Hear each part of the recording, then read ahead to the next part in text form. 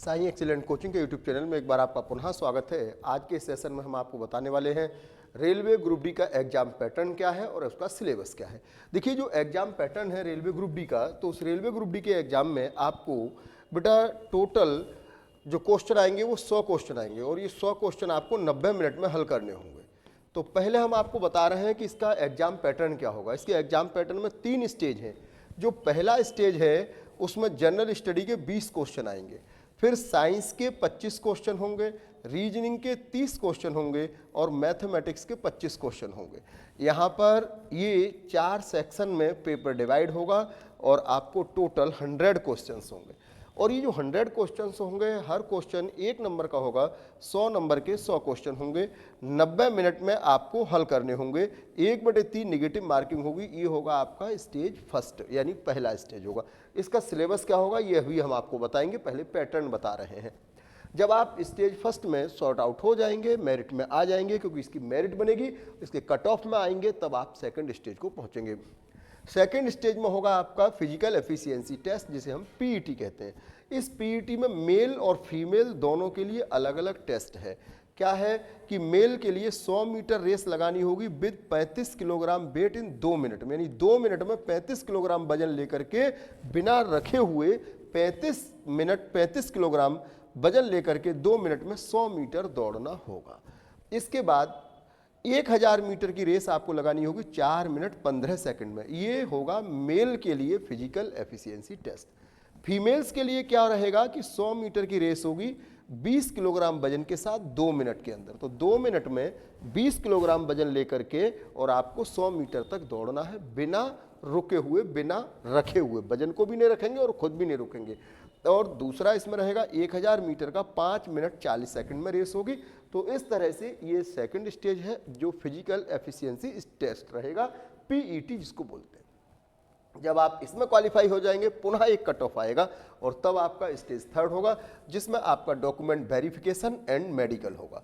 तो इस तरह से ये है आपके एग्जाम का पैटर्न। हम इसको इसी तरह से कंप्लीट कराते हैं। हमारा जो तरीका होता है एक्सीलेंट कोचिंग पर पढ़ाने का, वो यही रहता है कि जैसे आज आपका नाम XYZ है, आप आते हैं आज, मान लीजिए आज की डेट में आप जिस डेट में आते हैं, आप आते हैं हमारे पास 1 फरवरी के लिए, और इसके बाद आप जो है 1 फरवरी को आते हैं, हम आपका रजिस्ट्रेशन करते हैं। आपकी बैच टाइम रहती है, जैसे हमारे रेलवे ग्रुप डी के इस समय 3 बैच चल रहे हैं। एक सुबह 8 से 11 है, एक बैच 9 बजे से 12 है और एक बैच 2 बजे से 5 बजे तक है।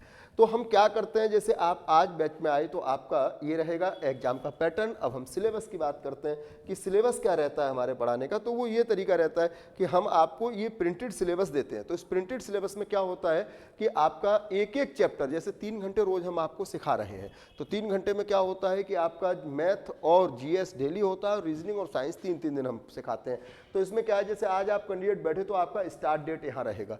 तो हमारे टीचर क्या करेंगे कि जिस दिन आपको बताएंगे कि ये स्टार्ट डेट है और इस दिन हमने इस चैप्टर स्टार्ट कर दिया, फिर इसके बाद स्टार्ट करने के बाद चैप्टर को सिखाएंगे। जैसे मान लीजिए लॉस एंड प्रॉफिट का चैप्टर है, 3 या 4 दिन में उसको पूरा सिखा दिया। फिर उसका रहेगा डाउट क्लास डेट, क्योंकि आप जब तक पूछने का अवसर आपको नहीं मिलेगा, मान लीजिए हम तो सिखा दिया आपको, लेकिन आप जहाँ अटक रहे हैं, जहाँ क्वेश्चन आपको समझ में नहीं आ रहा है, वहाँ आपको कौन बताएगा।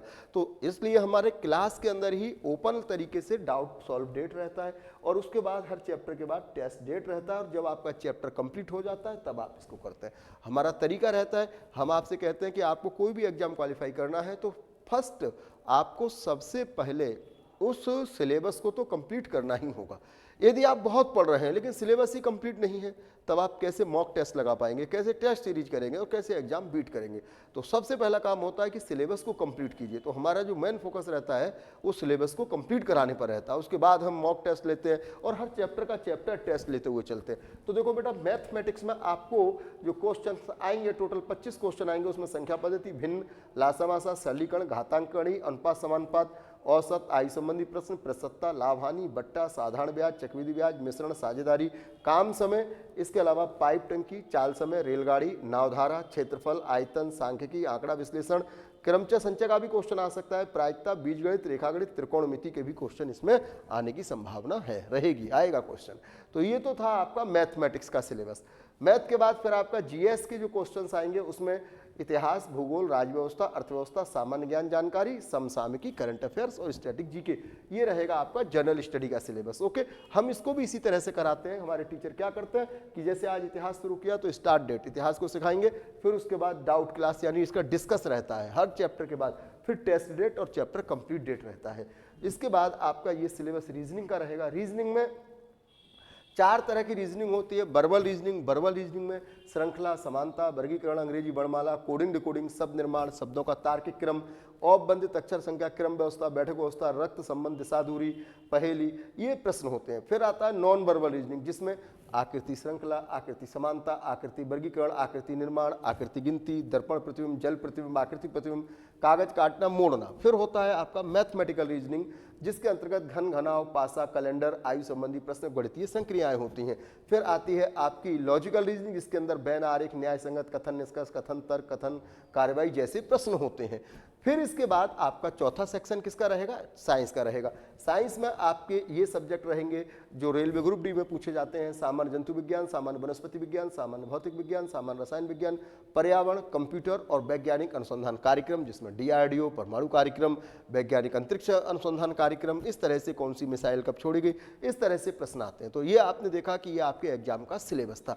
हम यहाँ पर एक एक तरीके से कराते हैं। और देखो, हम आपको बताते हैं कि अगर आपको एग्जाम क्वालिफाई करना है तो आपको 3 काम तो करने ही पड़ेंगे। पहला काम करना पड़ेगा बेटा आपको कि आपको सबसे पहले सिलेबस कंप्लीट करना पड़ेगा। आप कितने ही वर्ष पढ़ लीजिए और यदि आपका सिलेबस कंप्लीट नहीं है तो आप नहीं लग सकते। आप देखते हो ना, बहुत लोग मिलते हैं, अरे 4 साल से तैयारी कर रहे हैं, 4 साल से तैयारी कर रहे हैं, लेकिन सिलेबस तो कंप्लीट एक बार भी नहीं किया, छोड़ के तैयारी कर रहे हैं। तो छोड़ के तैयारी करेंगे तो फिर कैसे लग पाएंगे? तो आपको क्या करना है कि एक बार में सिलेबस कंप्लीट करना है। भले ही आपको 8 महीने 7 महीने लग जाते हैं। पढ़ तो बहुत रहे हैं, बहुत पढ़ने वाले सफल नहीं होते। सफल वो होते हैं जो स्टाइलिस्ट पढ़ते हैं, सफल वो होते हैं जो तरीके से पढ़ते हैं, सफल वो होते हैं जो सिस्टमेटिक पढ़ते हैं। तो अगर आप सिस्टमेटिक चलेंगे तभी आप कर पाएंगे, सिस्टमेटिक नहीं चलेंगे तो आपका समय और पैसा दोनों बर्बाद हो जाएगा। दूसरा काम क्या होता है कि जब सिलेबस कंप्लीट हो जाए ना, तो उसके बाद फिर प्रीवियस ईयर क्वेश्चन कीजिए, कम से कम 10 ईयर्स के प्रीवियस ईयर क्वेश्चन आप कीजिए। फिर इसके बाद क्या कीजिए कि तीसरे नंबर पर कम से कम 50 मॉक टेस्ट लगाइए, तब आपकी सफलता की गारंटी रहती है। और एक्सीलेंट कोचिंग इन तीनों बिंदुओं पर आपके साथ चलता है, इसी तरह से करता है। एक्स्ट्रा टाइम भी देते हैं, एक्स्ट्रा लेक्चर भी देते हैं। जब भी कोई प्रॉब्लम हो, आपके साथ सदैव तत्पर रहती है हमारी टीम। तो कोई भी प्रॉब्लम हो तो आप हमारे इस नंबर पर संपर्क कर सकते हैं, 9758771971। Okay, thank you.